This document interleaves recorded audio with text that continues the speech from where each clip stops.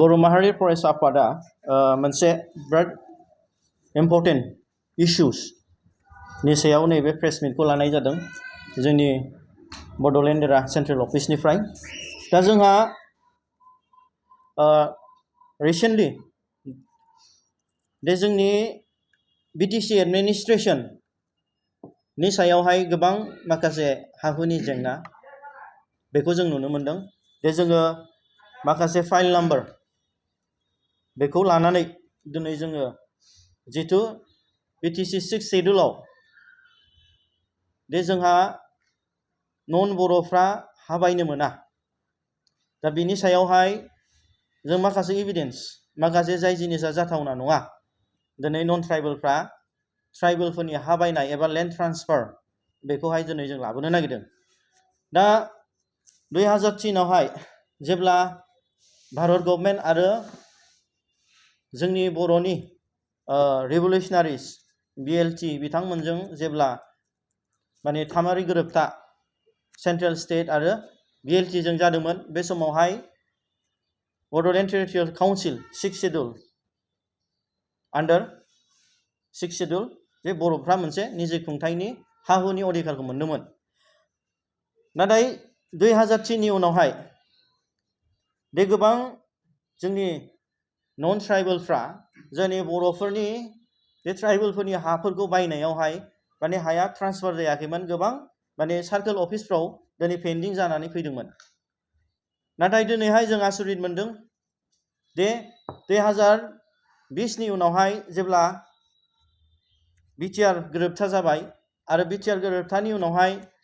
दिनै मानगोनां दानि मानगोनां प्रमद बर' बिथाङा गोदान सरकार दाबाय अब्लाहाय जों नुदों दि 2021 1 जानुवारियाव मोनसे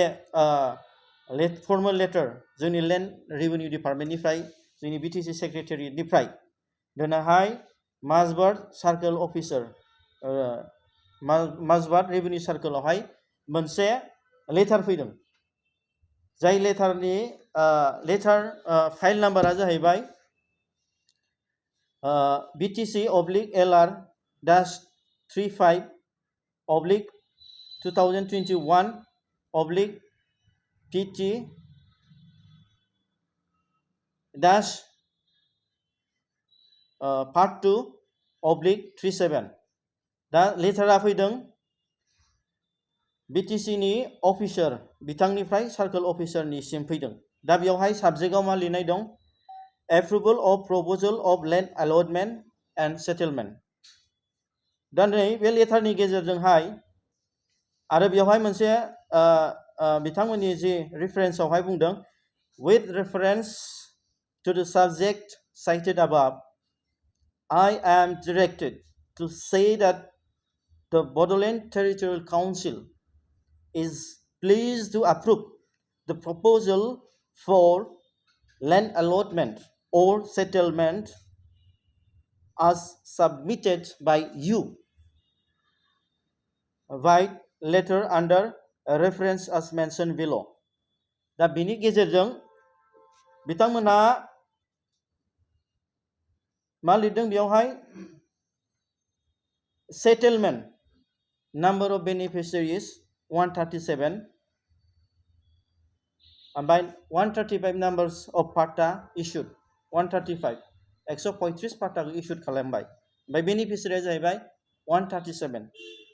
ओमफ्राय बिनि गेजेराव land allotment total 342 टोटेल जाहैबाय 479 बेनिफिसियारिसफोरनि थाखाय land allotment होदों दा बिनि गेजेरावहाय गोबाङानो नन ट्राइबेल दिनै सोरबा सोरबा जोंनि माबायाव दङ लिस्टआव दं दा बे लिस्टखौहाय जों सार्केल माबाखौ हरगोन दा बेयावहाय आङो माखासेखौ बुंगोन दे बेयावहाय गोबां जेनेरेल दं गोबां ओबिसि दं दा खोथाया जाहैबाय नैबे जोंनि कालाइगाव ट्राइबेल बेल्ट एन्ड ब्लकआव जाय माने हा-हुनि बायनायनि अधिकारानो गैला 2003 नि उनावहाय नाथाय बेखौहाय मा खालामबाय 2020 नि उनावहाय जेब्ला गोदान माने बिटिआर मोनखांनायनि उनाव मानगोनां प्रमद बर' बिथाङा गोदान सरखार दाबाय अब्ला बेयावहाय मा नुबाय 2021 आव मोनसे लेन्ड मेला खालामदों लेन्ड मेला खालामनायनि गेजेरजों मा खालामबाय दिनै नन ट्राइबेलफोर जाय बिथांमोनहा 2020 नि आगोल 2016 आवहाय जाय बिथांमोननि जे हा हु बायनाय आरो फानलाय जे ट्राइबेलफोरनिफ्राय हा बायनायनि जे लेन्ड ट्रान्सफारा नन ट्राइबेलफोरनिया दिनै बन्द जानानै दंमोन दा बै पेन्डिं फाइल्सफोरखौ 2021 नि 1 जानुवारियावहाय 1 जानुवारियावहाय दिनै बिथांमोनहा बे एलटमेन्टखौ होबाय दा बेवहाय गोबां दं गोबाङानो लेन्ड एलटमेन्ट मोनदों दा बिनि गेजेराव जोङो बेखौसो बुंनो सानदों दिनै 2003 नि जि बिटिसि गोरोबथा बे गोरोबथायावहाय जि ट्राइबेल बेलेन्स ब्लकआवहाय जि जोंनि बिटिसि 6 शेड्युलावहाय नन ट्राइबेलफ्रा ट्राइबेलनि हा बायनो मोनलामोन दिनैहाय 2020 नि उनावहाय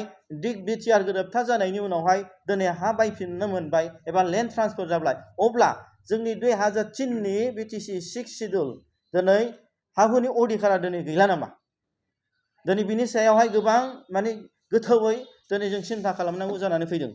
दा आं दिनै बे प्रेस मिटनि गेजेरजोंनो सारा जोंनि बर' रायजो राजा इन्टेलेक्चुवेल्स आफादफोर जोंनि व्यक्ति इन्डिभिजुवेल्स आरो दिनै बर' हारियानो दिनै बिनि सायाव नायबिजिरनांगौ जिहेतु दिनै बर'फ्रा गोबाव सम आन्दलन खालामदोंमोन मानि थाखाय हा हुनि अधिकार मानि थाखाय जों आन्दलन खालामदोंमोन राजनितिक अधिकार दिनै जोंनि हायावनो दिनै जोंहा मोनखानाय अधिकार जाय हा हुखौ दिनै जों मोनखाबाय पावारखौ आरो बे गावनि हा हुखौ दिनै गुबुन जाथिनो बायनो हानायनि केपासिटिखौ होफिननाया दिनै बे बर'फोरनि थाखाय फैबाय थानाय समाव गिदिर मोनसे खैफोद फैगोन गतिके बिनि थाखायनो दिनै बर' माहारियारि फरायसा आफादा जों साफ्रोमबो सुबुंखौनो साफ्रोमबो जोंनि बर' सुबुंखौनो जों खावलायदों दे बेफोरनि थाखाय गुवारै सावरायनांगोन आरो बेफोरनि थाखाय होबथानायनि राहा लानांगोन दे जोंनि दानि बिटिआरनि मानगोनां सिएम प्रमद बर' बिथांखौ जों खावलायगोन दे नोंथाङा दिनै गोबां बर' जाथिनि थाखाय खामानि मावनांगौ नोंथांखौनो रायजो राजाया सायख'बाय नोंथांखौनो सिएम बानायबाय नोंथांनावनो गासिबो एडमिनिस्ट्रेशननि पावारा दं दिनै पुलिस एडमिनिस्ट्रेशननिफ्राय लानानै दिनै बिटिसिनि डिसिनिफ्राय लानानै दिनै मोनफ्रोमबो डिपार्टमेन्टखौनो दि नोंथाङानो बुंदों दे जोङो बिटिआर मोननाया दिनै गासिबो पावारखौ मोनबाय आलादा रायजोल'सो जायासै अब्ला दिनै बैफोरबादि जेंनाखौ निस्सय दिनै बर' हारिनि ग्रेटार इन्टारेस्टनि थाखाय नोंथाङा इमिडियेट स्टप खालामनांगौ आरो हा हु बायनाय गुबुन नन ट्राइबेलफ्रा दिनै मोन्थाय मोना बेखौ नोंथाङा इमिडियेट होबथानांगौ